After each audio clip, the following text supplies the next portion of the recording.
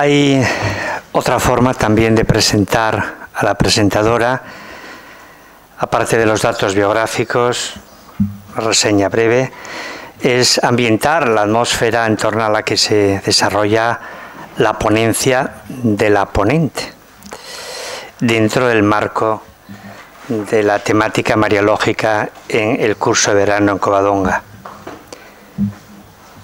Y hago estas observaciones contextuales.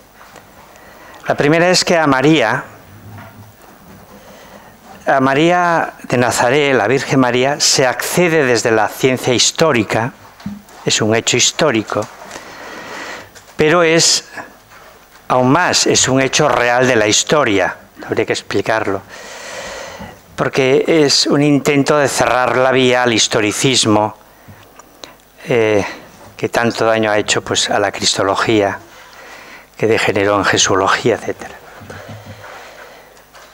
A María, ante todo, se accede desde la revelación y la fe.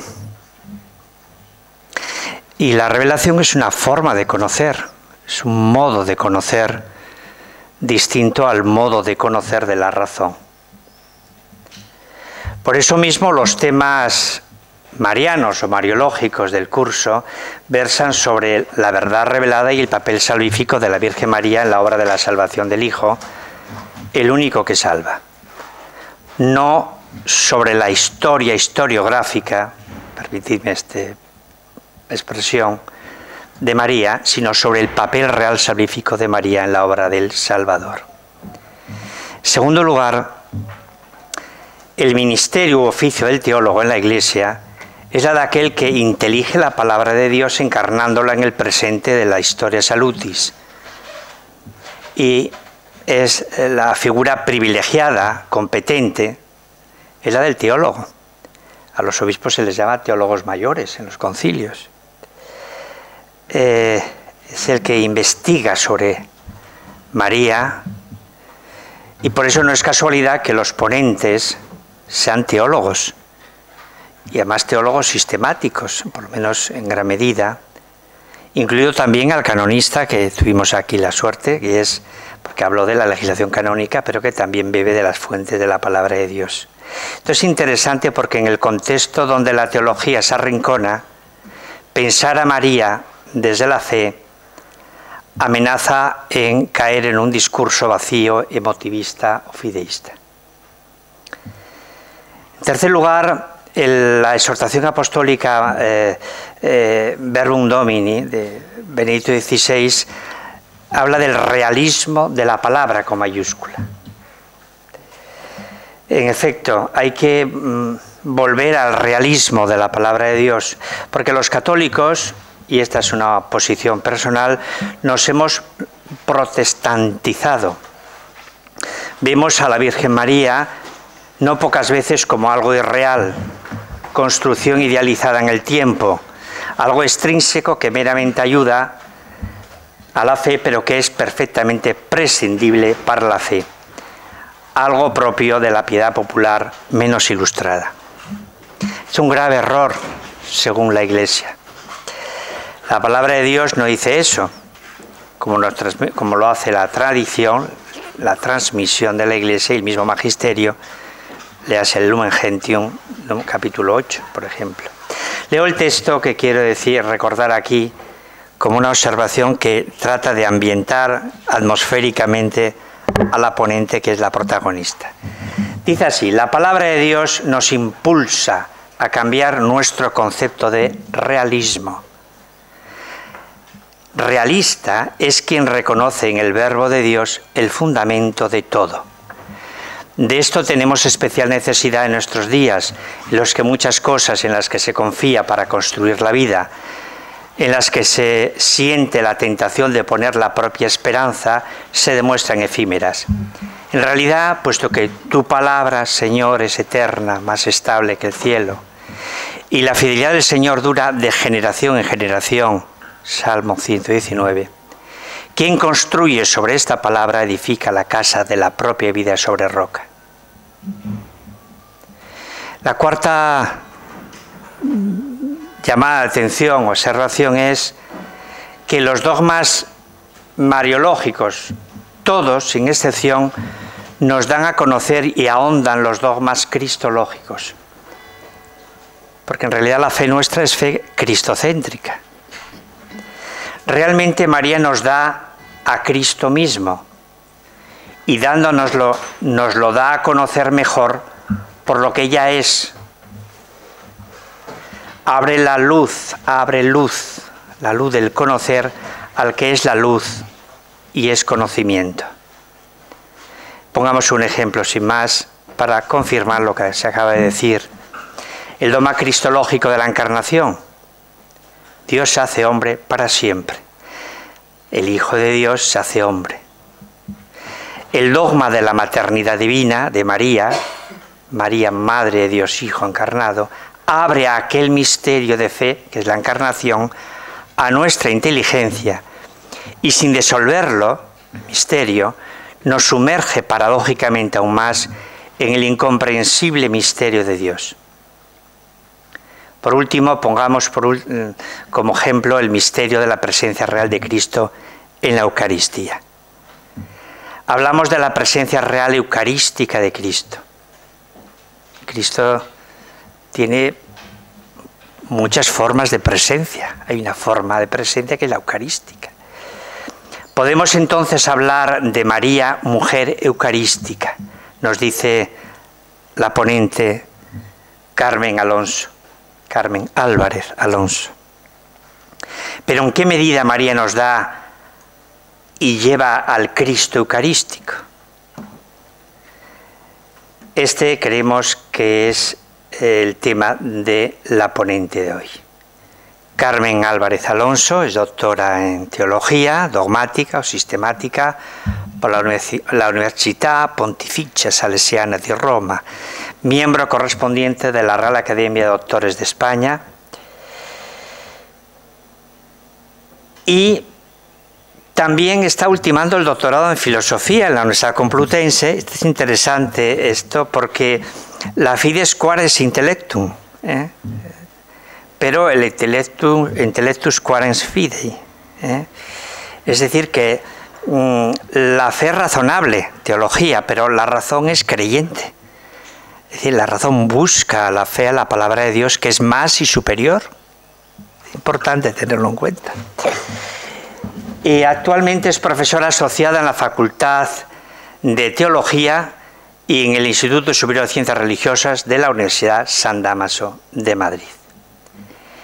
Es autora de numerosas publicaciones científicas sobre la figura de Carlo Bottega, Juan Pablo II, y sobre la teología del cuerpo.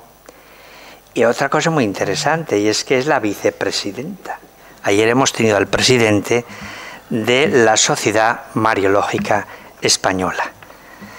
Bienvenida, gracias por estar aquí y escuchamos con mucha atención. Gracias. Pues muchas gracias, Arsenio, por esta presentación.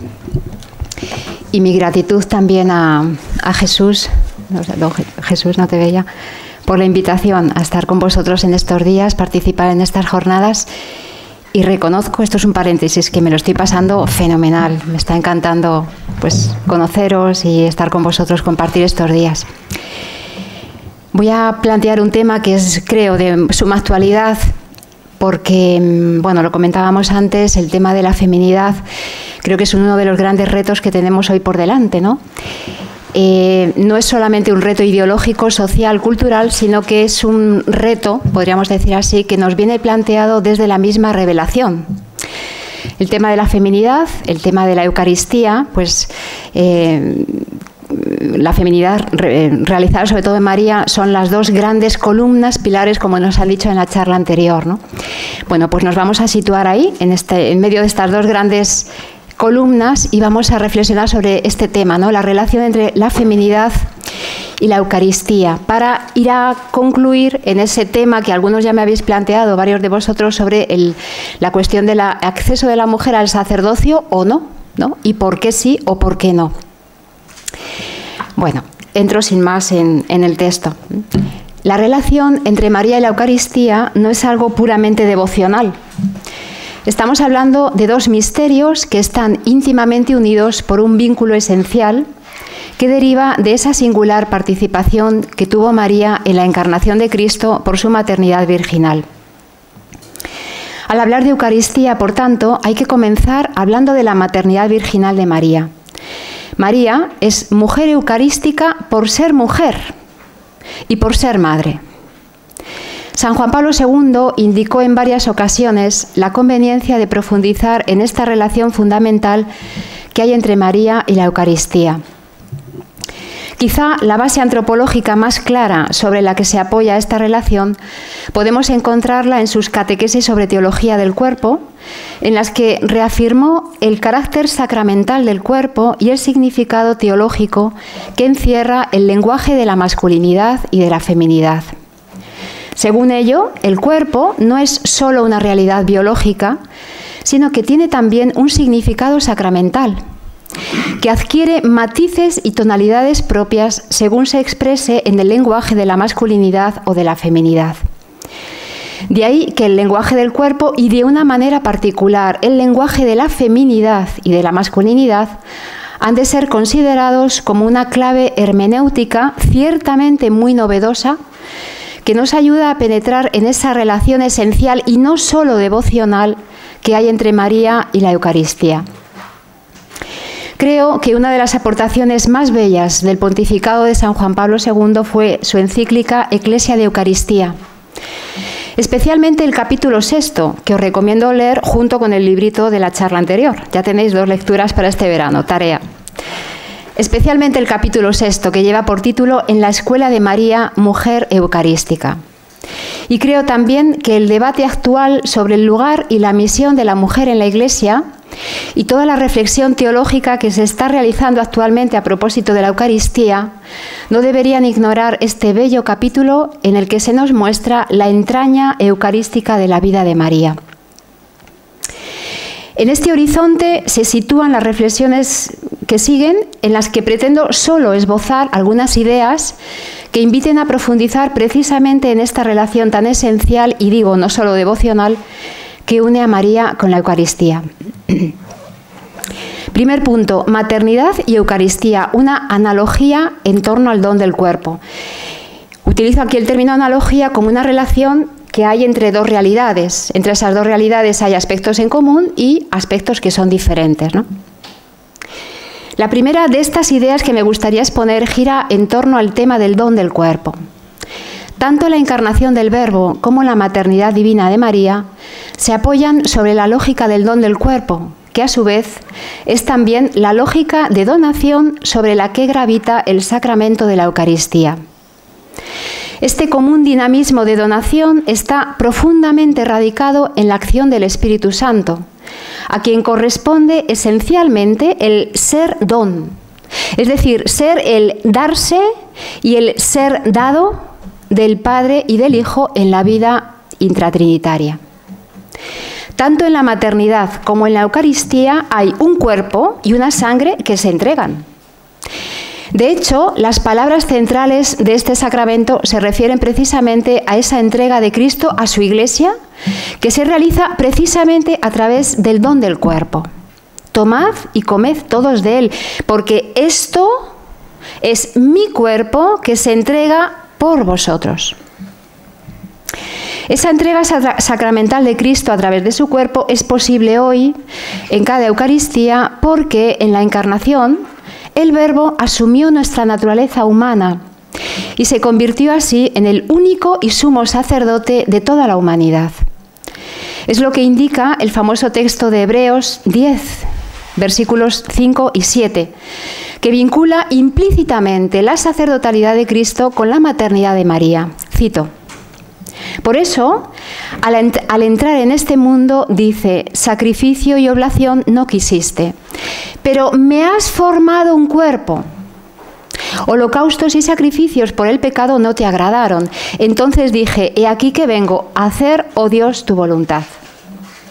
Es decir, Cristo entra en el mundo a través del seno inmaculado de María, dando a su vida una orientación sacerdotal y eucarística que desde el primer instante de su concepción quedó vinculada al lenguaje del cuerpo y de la carne. Su ofrenda sacerdotal al Padre quedó unida para siempre a la entrega de su propio cuerpo y, por tanto, expresada en el lenguaje de su masculinidad.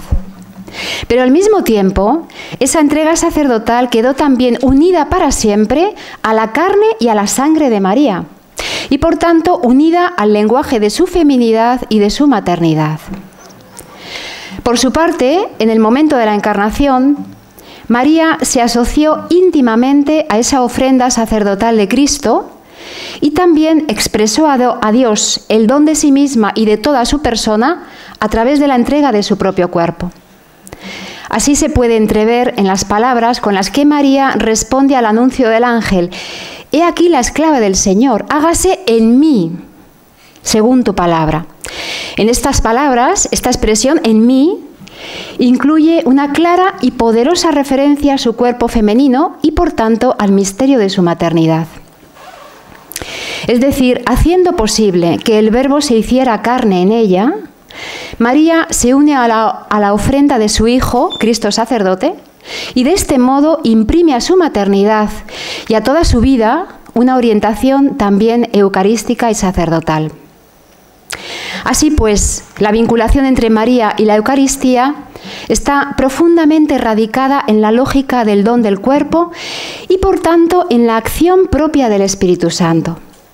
Pero esa lógica es solo expresión, en el lenguaje de la carne, de una actitud interior, es decir, de una configuración con el misterio de Cristo, que dio fondo eucarístico a todos los momentos de su vida y que es también obra y acción del Espíritu Santo. Este camino interior de identificación con el Hijo, que culminó en la cruz y en la resurrección, imprimió una forma eucarística y sacerdotal a la maternidad física y espiritual de María. Es decir, su ser femenino y materno se hizo ya eucarístico, no solo en el momento de la concepción del Verbo, sino de manera permanente a lo largo de toda su vida. De este modo, la vinculación entre María y la Eucaristía comenzaba ya a tomar forma en su propio cuerpo de mujer, como una expresión visible y en la carne de ese deseo interior permanente de configurarse con su Hijo. Desde este trasfondo se entiende por qué Juan Pablo II, en la encíclica que he mencionado antes, Ecclesia de Eucaristía, centró la relación entre María y la Eucaristía sobre todo en esta actitud interior, que la mantuvo perfectamente asociada a su Hijo durante toda su vida. Cito: «La relación de María con la Eucaristía», afirma el Papa, «no solo se reduce al hecho material de la participación física en el banquete eucarístico. Aunque esta presencia suya no pudo faltar ciertamente en las celebraciones eucarísticas de los fieles de la primera generación cristiana, asiduos en la fracción del pan. La relación de María con la Eucaristía se puede delinear indirectamente a partir de su actitud interior. Y dice el Papa, María es mujer eucarística con toda su vida». Fin de la cita. Podemos decir, por tanto, que a través de su maternidad, la vocación y el camino de la feminidad de María se fue transformando en un camino eucarístico y, en cierto modo, sacerdotal, que culminó, como no podía ser de otro modo, con su participación en las celebraciones eucarísticas de las primeras comunidades cristianas. La maternidad de María se convierte así en un signo eucarístico, es decir, un anticipo en la carne de lo que más tarde el Señor había de instituir en la última cena.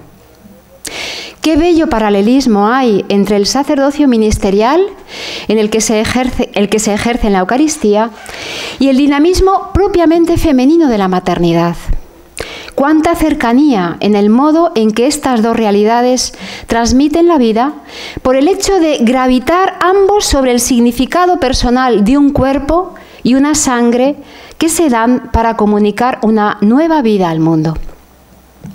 Tanto la maternidad de la mujer, de toda mujer, como el sacerdocio que se realiza en la Eucaristía, gravitan sobre el significado de un cuerpo que se entrega y una sangre que se da para comunicar una vida nueva al mundo. En virtud del sacramento del orden, los sacerdotes celebran litúrgicamente y como un ministerio propio la entrega del cuerpo y de la sangre de Cristo para comunicar la vida divina al mundo. Pero es que esto mismo se realiza también de un modo específico y singular en la maternidad de María y en la maternidad de cada mujer. Una carne y una sangre que se dan para entregar una vida nueva al mundo. María vivió como ninguna otra mujer, cito una expresión de Juan Pablo II, el ministerio de su feminidad, como un camino de culto espiritual, como una ofrenda eucarística y sacerdotal al Padre, en perfecta unión con el sacerdocio de su Hijo. María se convirtió así en el modelo y la pionera de esa maternidad apostólica a la que se refiere San Pablo. Hijos míos, por quienes vuelvo a sufrir dolores de parto hasta que Cristo se forme en vosotros, dice el apóstol en la carta a los Gálatas. El apóstol no solo se refiere aquí al intenso afecto que le unía a los cristianos de su comunidad, sino que va más allá y sugiere que hay una íntima conexión entre el ministerio apostólico, el de los obispos y sacerdotes, y la realidad de la maternidad. San Pablo se proclama a la vez como padre y madre de los cristianos de la Iglesia de Galacia, en orden a generarles en la fe y prepararlos para un nuevo nacimiento en Cristo que había de realizarse mediante la acción del Espíritu Santo. Al igual que el sacerdocio de Cristo quedó unido a la maternidad de María en el momento de la encarnación, también San Pablo reconoce que en él se da un vínculo entre su ministerio apostólico y la maternidad. Así pues, María inauguró ese sacerdocio espiritual en el que había de ser modelo de toda la Iglesia, llamada también como ella a ser madre, esposa y virgen. Punto segundo, la maternidad es un signo que expresa en la carne el misterio de la transubstanciación que se realiza en la Eucaristía. El cuerpo de Cristo en la Eucaristía es el centro de la existencia sacerdotal. Ese mismo cuerpo de Cristo fue también el centro en la existencia de María. La transubstanciación no es solo ese prodigio inefable que tiene lugar sobre el altar cuando el sacerdote realiza este gesto, ¿no? La imposición de manos sobre el pan y el vino, acompañado de las palabras de la consagración. La transubstanciación es también un ideal de vida, una vocación esencial en la vida cristiana. Estamos llamados a convertirnos en pan partido para el mundo. Estamos llamados a transformar la materialidad de nuestra vida concreta, diaria, en ese cuerpo de Cristo que recibimos y comemos en la Eucaristía de cada día.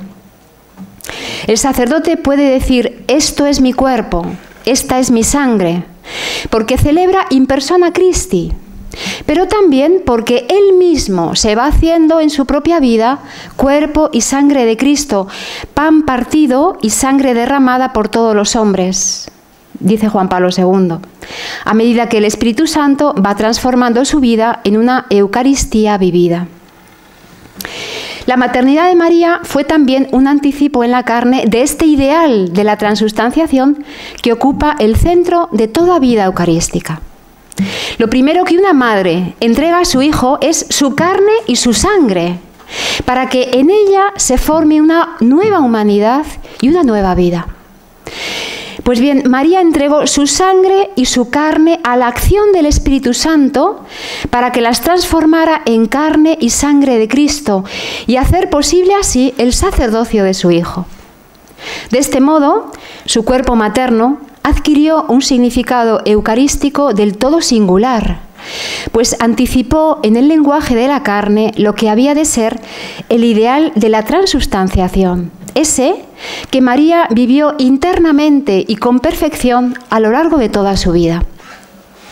Su maternidad aparece configurada desde el principio por este ideal eucarístico y sacerdotal que marcó esencialmente todo el camino de su feminidad.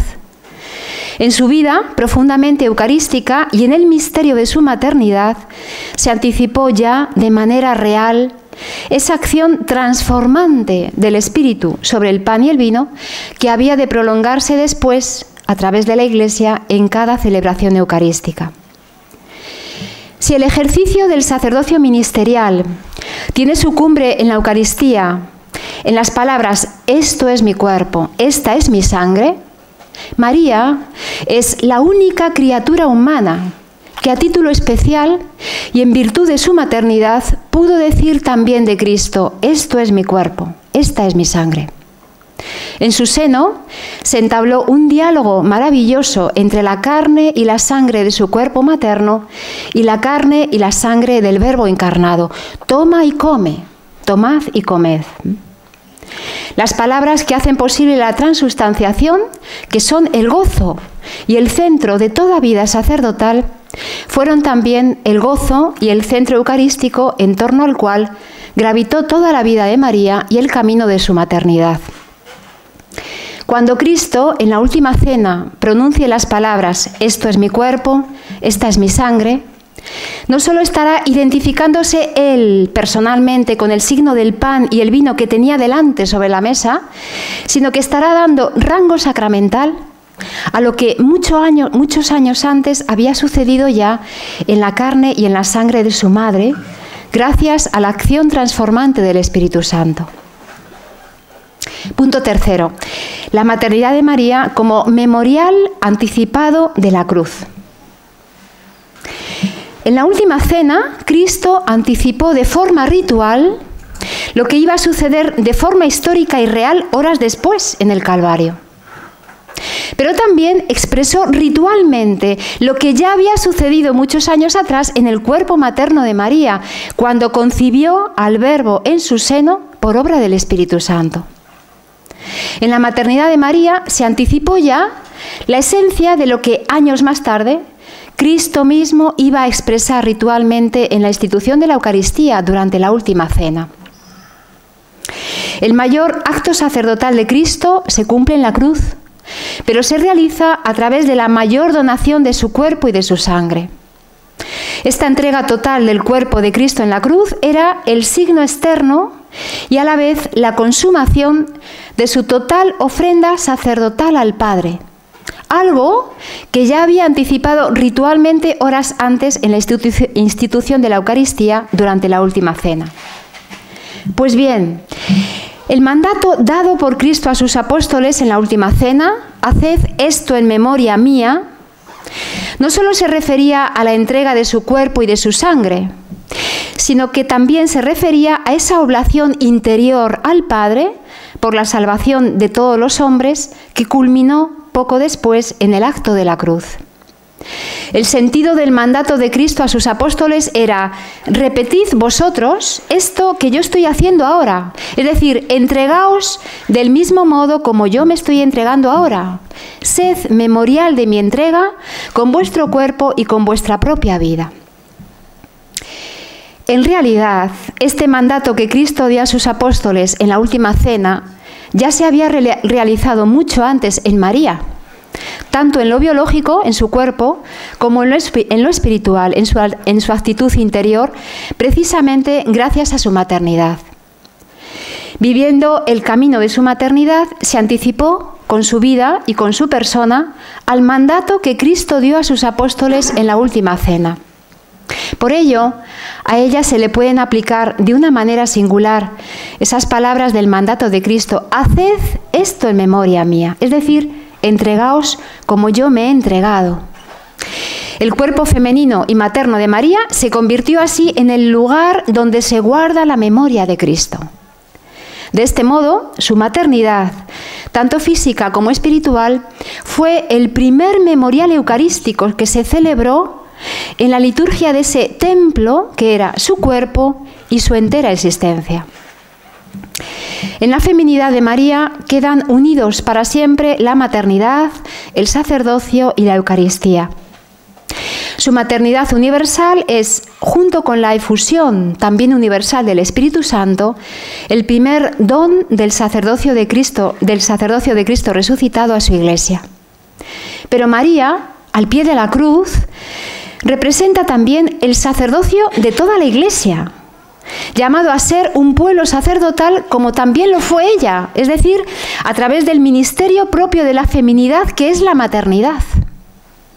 En la sacerdotalidad de María, animada y sostenida por la acción continua del Espíritu Santo desde la encarnación hasta la cruz, se completa de alguna manera el único y sumo sacerdocio de Cristo.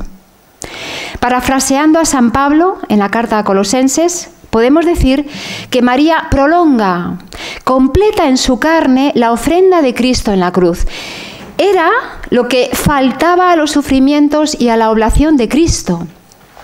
Es decir, faltaba esa mutua reciprocidad y ordenación entre el sacerdocio materno de María y el único y sumo sacerdocio de Cristo, entre la Eucaristía celebrada por Cristo en la cruz y la Eucaristía celebrada por María en la liturgia de su propio cuerpo. La reciprocidad entre el sacerdocio común y el sacerdocio ministerial, entre la liturgia de la vida y la liturgia celebrada. De ahí la necesidad de armonizar tanto el aspecto petrino de la Iglesia como el aspecto mariano. También para que todo el misterio de la sacerdotalidad de Cristo se exprese y se realice en la Iglesia en toda su plenitud. Punto cuarto, María, mujer eucarística por ser mujer. Todas las reflexiones que hemos hecho hasta aquí traen a colación la cuestión del acceso o no acceso de la mujer al sacerdocio ministerial. Es decir, tal como hemos venido explicando, podría parecer que queda ya suficientemente justificada la posibilidad del acceso de la mujer al sacerdocio ministerial. ¿Pero es realmente así? Es decir, la relación tan estrecha que une la maternidad de María con el sacerdocio de Cristo y con la Eucaristía, bastaría para legitimar que la mujer pudiera ser ordenada sacerdote y que pudiera, por tanto, ser el ministro que celebrara la Eucaristía.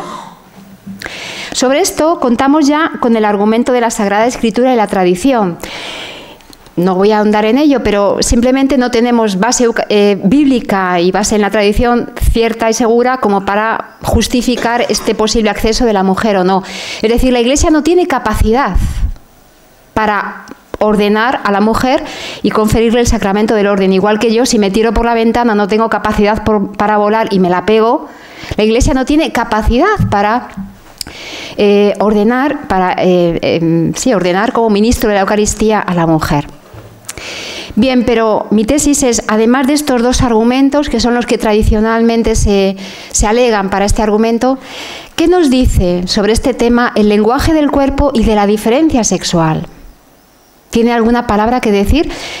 San Juan Pablo II, que tocó este tema en las catequesis sobre la teología del cuerpo, fue él quien cerró la cuestión del acceso de la mujer al sacerdocio, ¿no? Y uno de los argumentos que él aportó fue precisamente este que voy a explicar a continuación, el lenguaje de la masculinidad y de la feminidad, en el que todos deberíamos estar de acuerdo, siendo creyentes o no. Es un argumento que a día de hoy habla de manera muy clara por qué la mujer no puede celebrar como ministro el sacramento de la Eucaristía. En el orden humano, tal como se ve claramente en el acto procreador, el acto conyugal, tanto el varón como la mujer expresan el don total de su persona a través de la entrega mutua del propio cuerpo. Es decir, varón y mujer se entregan, y se entregan a través del cuerpo. Sin embargo, la masculinidad y la feminidad tienen una lógica interna de donación que es diferente en el varón y en la mujer, y que a la vez es también complementaria. Es decir, ambos se entregan, pero no se entregan del mismo modo. Varón y mujer se dan saliendo de sí mismos y acogiendo el don del otro, pero cada uno lo hace de una forma distinta. El varón se entrega saliendo de sí mismo hacia la mujer para entrar en ella, quedarse en ella. La mujer no se entrega así, la mujer se entrega hacia dentro de ella, acogiendo dentro de sí el don del esposo, el don del varón. Hemos visto que tanto en la encarnación del Verbo como en la maternidad de María, el don de sí mismo se expresa a través del don del propio cuerpo. Cristo y María expresan su entrega al Padre a través del lenguaje del don del cuerpo, pero al igual que sucede en el acto conyugal entre el varón y la mujer, también Cristo y María Ellos no se entregan del mismo modo, sino que se entregan cada uno según la lógica interna de donación propia del varón o de la mujer. Los dos textos bíblicos que hemos señalado antes insinúan este doble movimiento propio y diferente que caracteriza el don masculino y el don femenino. El texto de Hebreos, que he mencionado al principio, muestra a Cristo saliendo de sí mismo, es decir, del seno trinitario del Padre, para entrar en el seno de María, para entrar en la historia del hombre, para entrar en la humanidad, para entrar en la carne del hombre, ¿no? Por su parte, en el texto de Lucas 1:38 es la expresión en mí la que expresa el modo de donación y acogida que es propia del ser femenino. María se entrega acogiendo en sí misma el don de Dios. En la conferencia anterior nos han mencionado ese versículo de Lucas. María guardaba todas estas cosas en su corazón. Como si Lucas estuviera diciendo, ¡qué pedazo de mujer! Porque está expresando el dinamismo propiamente femenino de guardar, ¿no? Atesorar, custodiar dentro de sí, ese movimiento hacia adentro. En ese versículo, Lucas hace un monumento a la feminidad de María. María, la nueva mujer, la gran mujer, porque guarda todo dentro de ella, custodia, ¿no? La palabra, la carne, el cuerpo de Cristo dentro de ella. Este lenguaje de la diferencia sexual en el que se expresa el modo propio y distinto en el que se entrega el varón y la mujer ha sido revestido de un grandioso valor sacramental y ha entrado en la estructura misma de la Eucaristía. Podemos decir incluso que esa diferente forma de donación del varón y de la mujer que se realiza en el acto procreador expresa muy bien cómo es el don mutuo entre Cristo y la Iglesia que se realiza en la Eucaristía. Cristo se entrega en la Eucaristía como se entrega al varón y el esposo, es decir, desde sí mismo, saliendo de sí mismo para unirse, entregarse, quedarse en la Iglesia que es la esposa. Y este mismo movimiento de donación es el que se expresa sacramentalmente en el cuerpo masculino del ministro, varón, que preside la celebración del sacramento de la Eucaristía. Por su parte, la Iglesia se entrega en la Eucaristía como se entrega a la esposa, mujer, es decir, acogiendo en sí misma, dentro de ella, el don de Cristo esposo. Así se expresa, por ejemplo, en el momento en que todos vamos a comulgar. Es decir, la esposa recibe dentro de ella, recibimos dentro de nosotros el don de Cristo esposo que se nos entrega en su cuerpo. Por tanto, la feminidad y la masculinidad conllevan una dimensión sacramental propia, según la cual las palabras «esto es mi cuerpo, esta es mi sangre que se entrega por vosotros» no significan lo mismo puestas en boca de un varón o puestas en boca de una mujer. Es decir, estas palabras puestas en boca de una mujer son falsas, porque la mujer no se entrega así. La mujer no se entrega saliendo de sí misma hacia el otro. La mujer se entrega hacia dentro de sí misma, acogiendo dentro de ella el don del esposo. Estas palabras, por tanto, exigen la sacramentalidad propia del cuerpo masculino del varón y su modo propio de entregarse a la mujer, a la esposa, es decir, hacia afuera de sí, saliendo de sí misma y entrando en ella para quedarse en ella, de la misma manera que exigen también la sacramentalidad específica de la feminidad y de la mujer y su modo propio de entregarse al varón, es decir, hacia dentro de sí, acogiendo dentro de sí el don del esposo y del varón. El sacramento de la Eucaristía gravita en torno a un cuerpo que se da y a una sangre que se entrega para comunicar una vida nueva, la vida divina al mundo. Pero ¿qué es también la maternidad misma de la mujer? En su dinamismo más esencial, sino un cuerpo que se da y una sangre que se entrega para comunicar y dar a luz una vida nueva al mundo. Pues bien, un sacramento que discurre en lo más íntimo de su estructura litúrgica, según la lógica femenina de la maternidad, necesitaba de la masculinidad del varón y del valor sacramental de su cuerpo para dotar de carácter litúrgico y sacramental el lenguaje humano del don y de la diferencia sexual. De este modo, el don sacerdotal de Cristo no hubiera sido posible históricamente sin el don femenino y materno de María presente al pie de la cruz. Como tampoco hubiera sido posible sacramentalmente el don de Cristo en la Eucaristía si en ella no hubiera estado presente el don femenino y materno de la Iglesia, la esposa, que no solo acoge en ella el don de Cristo, sino que se hace ella misma también una sola carne, citando el Génesis 2, con el cuerpo de Cristo. San Agustín explicó bellamente esta realidad cuando decía a los cristianos de su comunidad, cito, si quieres entender el cuerpo de Cristo, escucha al apóstol, que dice a los fieles, vosotros sois el cuerpo de Cristo y sus miembros. Si vosotros sois el cuerpo y los miembros de Cristo, sobre el altar del Señor está el misterio que sois vosotros mismos y recibís el misterio que sois vosotros.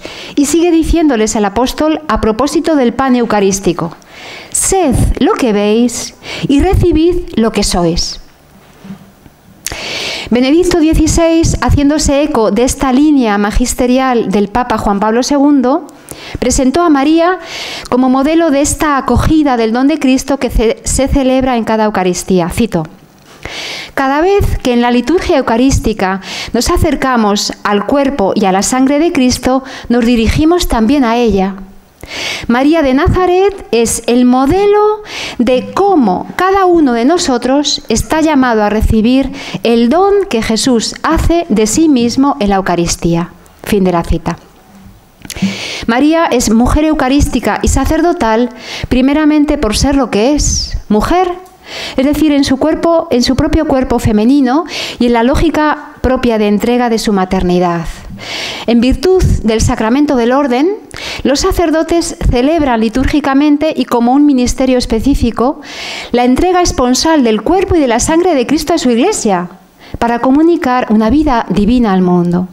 Pero esto es algo que María y toda mujer, y María de una manera perfecta y singular también realiza de un modo propio y específico, precisamente en ese ministerio, cito otra vez a Juan Pablo II, ministerio de su propio cuerpo y de su feminidad.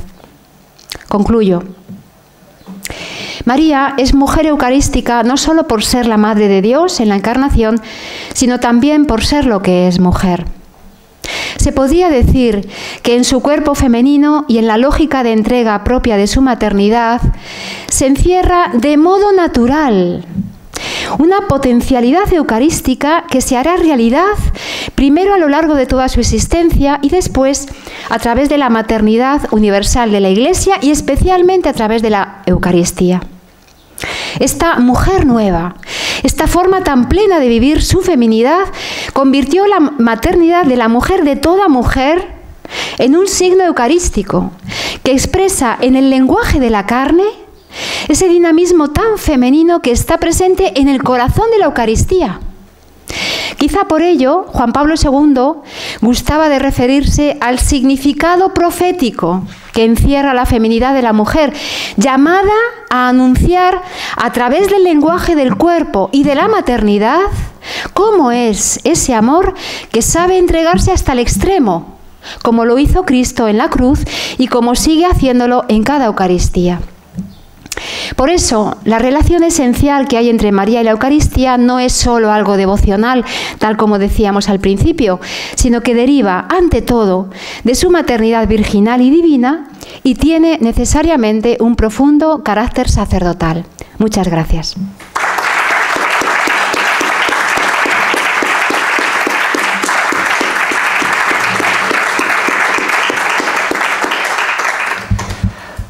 Gracias a ti, Carmen Álvarez Alonso, por esta ponencia, y esto es lo que voy a decir, lo voy a decir yo a título personal. Es una ponencia muy original, creativa, profunda, y de una mujer valiente. Yo estoy realmente, que no suene aquí a hacer un poco la lisonja, sino que lo digo de corazón, ¿no? Me alegro que haya en España mujeres esta bravura. La verdad es que sí, lo digo a título personal. Gracias, muchas gracias. Habrá que estudiar a fondo y a reflexionar, porque esto hay que estudiarlo, hay que conseguir la publicación que hagas de ese texto, de ese ensayo. Es un ensayo, además. Abrimos ahora pues una pequeña fase de intervenciones a la ponente, cuando quiera. Me ha gustado mucho la ponencia. Tendría varias cosas que decir, pero me voy a concentrar en dos.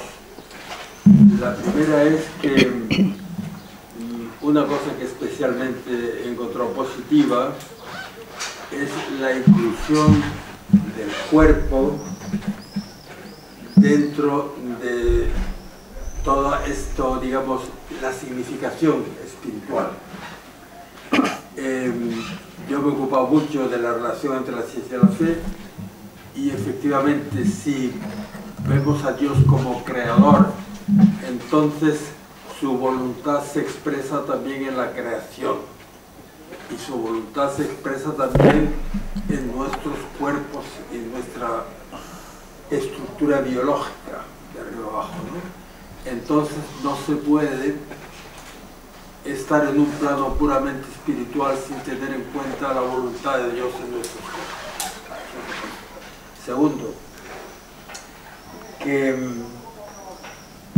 a mí el hecho de la donación voluntaria de la mujer se me hace más palpable cuando veo lo contrario, es decir, estas partidarias del aborto que dicen que están embarazadas y que hay un intruso en su cuerpo. Es la negación de la donación total. Entonces, a partir de ahí se ve el acto de donación, que significa aceptar ese ser nuevo que está dentro de ella y decirle, bueno, le voy a dar mi carne y mi sangre, efectivamente. Muchas gracias, Paco, por tus apreciaciones. Respecto de la primera, es verdad, creo que estamos ahora mismo, bueno, tenemos una crisis a todos los niveles, pero está en crisis la teología de la creación. Tenemos que recuperar, no se trata de hablar del planeta ni de la sostenibilidad, sino que estamos hablando de otra cosa, ¿no? Negar la creación significa negar su autor, ¿no? Toda la crisis sacramental que estamos atravesando tiene muchísimo que ver con la creación, ¿no? Si yo niego al autor de la creación, estoy negando también todos los significados que ese autor depositó en el cuerpo creado, ¿no? ¿Por qué Dios, pudiendo crear un ser humano de infinitos modos posibles, creó solo uno, que es el que existe, y existe solo como varón y mujer, y existe en un cuerpo que es masculino y femenino? ¿Por qué? Y sobre todo, ¿para qué? Claro, al negar la creación, al negar a Dios como autor de la creación, estoy negando todos los significados que ese autor depositó en esa carne creada en el origen, ¿no? Al negar esos significados que no son míos, los he recibido de otros, claro, tengo que resignificar no solamente el cuerpo, sino todo lo humano. Y es la tarea que ahora trae entre manos todas las antropologías transhumanistas, poshumanistas, que se nos está implantando, ¿no? Que son una nueva forma de ateísmo. Es decir, negar que más allá de lo material, biológico, carnal, ¿no?, hay un autor, que no soy yo, que es quien me ha dado, la palabra don, la clave del don es fundamental aquí, que me ha dado todos esos significados que están no solamente en el cuerpo varón y mujer, sino en toda la creación material, ¿no? Hay que recuperar la verdadera teología de la creación, que no tiene nada que ver con el planeta ni con la ecosostenibilidad y todas esas palabras que yo todavía no me aclaro qué significan, ¿no? Es algo mucho más profundo.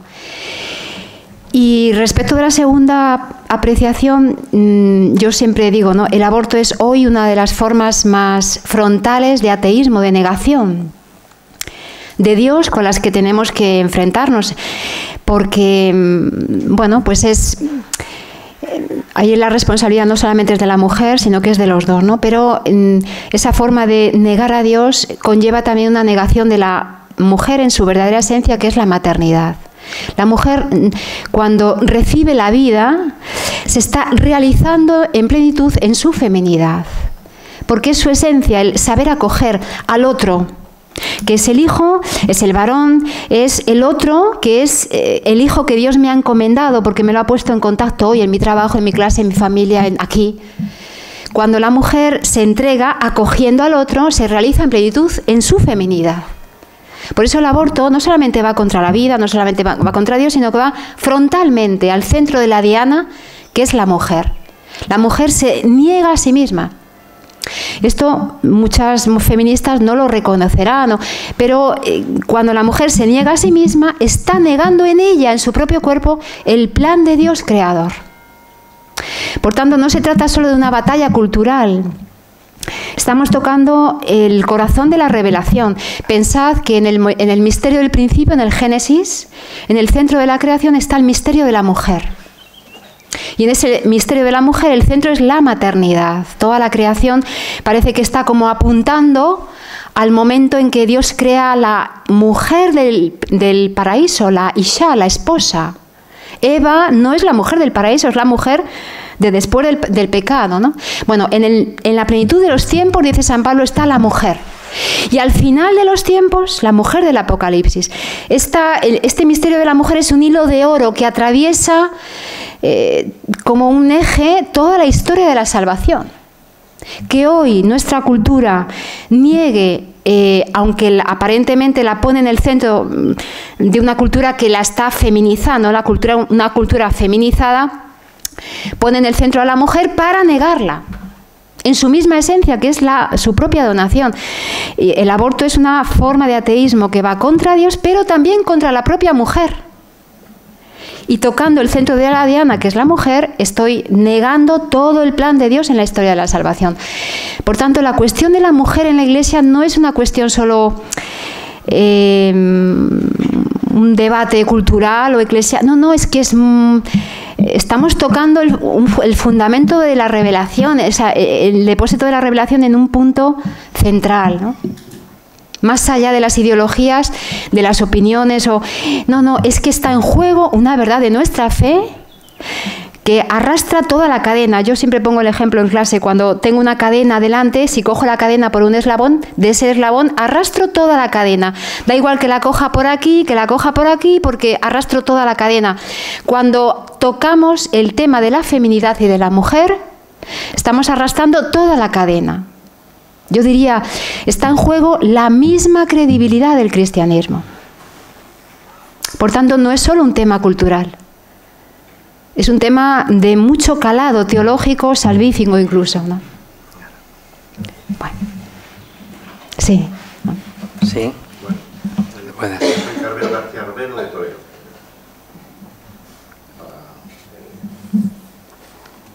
Bueno, en primer lugar, felicitarte por la conferencia. No soy experto en ello, pero estoy de acuerdo con el señor, ha sido atrevida y ha tenido una profundidad la conferencia. Y lo que más me ha sorprendido es cómo has podido conciliar esa profundidad, se nota que eres investigadora, con esa capacidad pedagógica, porque hasta yo lo entendía. Eso en primer lugar. En segundo lugar, cuando yo vi el programa de actos, enseguida se me vino a la cabeza una pregunta que sinceramente nadie me ha sabido responder. Es por qué la mujer no puede celebrar la Eucaristía. Y a lo largo de la conferencia, bueno, seguía con ese pensamiento de preguntártelo, pero al tú llegar justamente a esa pregunta que yo tenía y al tú dar esa contestación y esa argumentación, pues me ha convencido, ¿no? Bueno, me ha convencido relativamente, pero convencido, ¿no? Pero en verdad, cuando has nombrado a que Juan Pablo II cerró ese tema, pues me has contestado la pregunta. En definitiva, te felicito porque has sabido darme una contestación que nadie me ha sabido dar, y me ha salido este tema muchas veces. Y bueno, y animarte a que sigas investigando con esa nueva tesis que hay que tener valor y conocimiento de Juan Pablo II. Muchas gracias. A ti, Carmelo, por la apreciación. Fíjate que aquí no se trata de dar argumentos, porque podemos dar argumentos para decir, no, la mujer no puede acceder por esto, por esto, por esto. Al final los argumentos pueden convencer o no. Tampoco es una cuestión que nos tenga que convencer o no, no es opinable, es que es así, bueno. Pero, personalmente, creo que la cuestión de la mujer no solamente es un tema a argumentar. Es que, ¿por qué la mujer no puede ser sacerdote? Porque está llamada a mucho más, a otra cosa. Es que su misión no va por ahí. Quizá estamos planteando la cuestión de la mujer en la Iglesia desde categorías muy sociológicas, ¿no?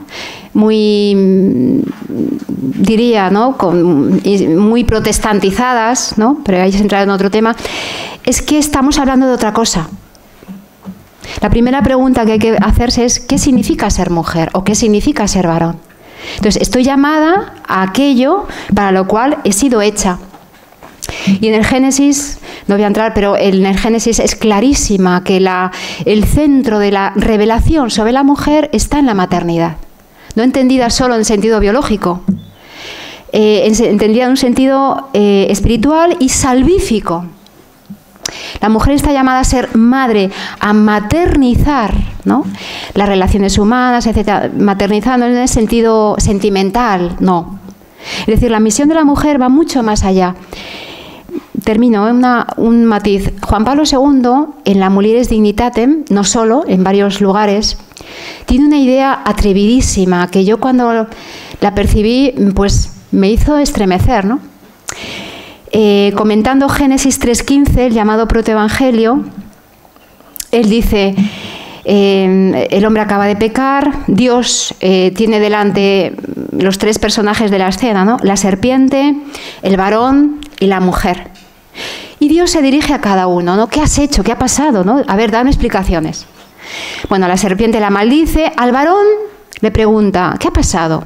El varón dice, no, la mujer, echa la culpa a la mujer, que tú le echas la culpa a Dios. Me diste por compañera, me sedujo y yo comí, o sea, yo no tengo la culpa. Ha sido esta y tú. Así que a mí... Y a la mujer le pregunta, ¿qué ha pasado?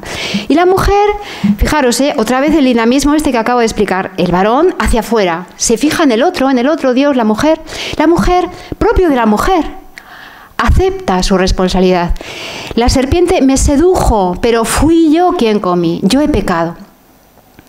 Respondiendo a esta escena del Génesis, no encontraréis en el Nuevo Testamento ni una sola coma, ni una sola palabra en la cual Jesús reproche nada a la mujer, porque ya reconoció su culpa y su responsabilidad en el momento del pecado original.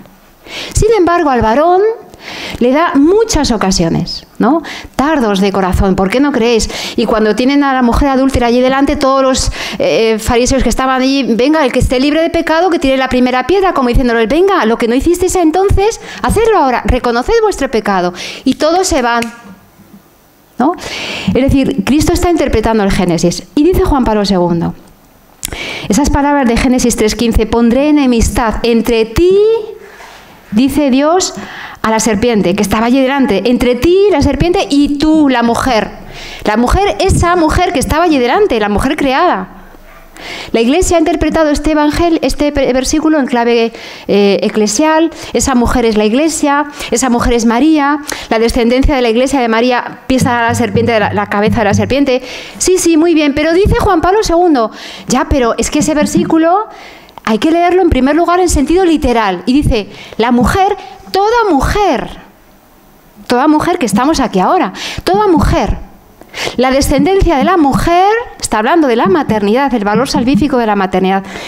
La mujer dará a luz, ¿no? Una descendencia que pisará la cabeza de la serpiente, es decir, como que la mujer está llamada a estar en primera línea de batalla, codo a codo con Cristo, luchando contra la serpiente, porque hay dos descendencias en juego, hay dos linajes humanos en juego. El linaje de la serpiente, los hijos muertos que están condenados a la muerte, y el linaje de la vida, la descendencia de la mujer, de toda mujer. Por eso en cada maternidad, allí donde nace un hijo, lo dice Juan Pablo II en la Mulieris Dignitatem, allí Dios vuelve a llamar a la mujer a luchar contra la serpiente. Y ahí en cada maternidad se renueva la alianza de Dios con cada hombre, con ese hombre que acaba de comenzar a existir. Y en cada hombre, en ese hijo que ha nacido, vuelve a empezar la batalla entre Dios y la serpiente. Por eso la madre, la mujer, está en primera línea de batalla. Y sus armas son la maternidad y su feminidad. Por eso el tema de la mujer, yo insisto, no es una cuestión cultural, no solamente es un debate ideológico. No se trata de inventar un feminismo cristiano, no. Yo estoy en contra de los feminismos que tengan cualquier adjetivo, y el de cristiano más todavía. No es cuestión de inventar una ideología más, es cuestión de bucear, ahondar en la propia revelación. Y en saber descubrir que la misión de la mujer es que es mucho más que celebrar la Eucaristía o no, es que estamos hablando de otra dimensión. Hay una lucha entre Dios y la serpiente, y en esa lucha hay dos que están en primera fila, Cristo y la mujer. Y alguno dirá, ¿y el varón dónde está? Alguno dice, a por uvas. No. El varón, dice el Génesis, el varón está detrás de la mujer, es el fundamento. Es el versículo del Génesis, el término costilla, explica esta idea muy bien. El varón es el fundamento, la costilla, es la ladera del monte que hace que el edificio de la mujer se alce, se levante, se construya. Hace que la mujer pueda construir el linaje de la humanidad en sí misma. Y entonces el varón está ayudando a la mujer a ser mujer para que pueda luchar con Cristo contra la serpiente. Y por eso la unidad de los dos. Y por eso, acabo, la cultura de hoy tiene mucho interés en negar la diferencia sexual. Da igual ser varón o mujer, da igual, todos somos iguales. No, no somos iguales. Y no somos iguales, primero porque lo dice la evidencia y la razón, y segundo porque Dios nos creó no iguales precisamente para esta lucha contra la serpiente. Por tanto, hay que plantear el tema de la cuestión de la mujer más allá de un derecho o de lo que sea, ¿no? Es que estamos hablando de otra cosa, un misterio, el misterio de la iniquidad y el misterio de Dios que están en juego en la historia. Bueno, que me emociono y no os dejo preguntar. Sí. Sí, cuando quieras. Sí. La última intervención que nos está diciendo ya el secretario que el tiempo... En primer lugar, le iba a decir que darle las gracias y a ver en la forma de poder conseguir esta. Vamos, que la puedo vender, ¿eh? No, os la entrego, sí. En segundo lugar, bueno, se me ha juntado, ha sido un poco que me ha provocado, o sea, que cuando se habla en mi faceta de la adoración nocturna, o sea, cuando se habla de la mujer eucarística, yo digo que la primera procesión del Corpus no fue lo que nos cuenta en la historia, que sí una fiesta que se hizo en una diócesis de Bélgica durante la Edad Media para homenajear a la Eucaristía. Bien.